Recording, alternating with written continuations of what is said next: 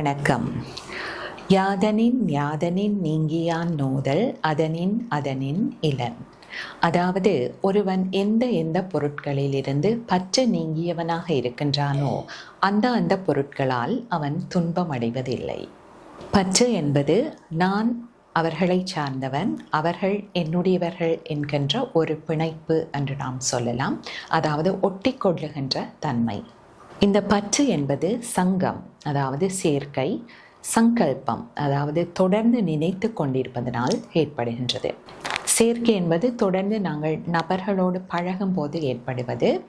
அடுத்தது சங்கல்பம் என்பது ஒரு பொருளை நாம் தொடர்ந்து நினைத்து கொண்டிருப்பதனால், உதாரணத்திற்கு விளம்பரத்தில் பார்த்த ஒரு பொருளை நாம் தொடர்ச்சியாக நினைத்து கொண்டிருப்பதன் மூலமும் இந்த பற்று ஏற்படலாம்.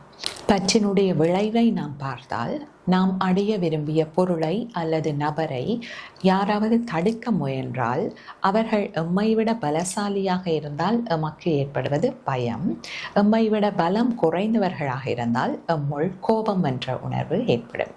அத்தோடு இந்த பற்றானது மோகத்தை, அதாவது புத்தி தெளிவின்மையை ஏற்படுத்தும். மகாபாரத யுத்தத்திலே அர்ஜுனனுக்கு தனது உறவினர்கள் மீதிருந்த பற்றானது அவனது புத்தியில் தெளிவின்மையை ஏற்படுத்தி அவரது கடமையை செய்ய முடியாமல் மனதை பேதலிக்கச் செய்தது. நன்றி.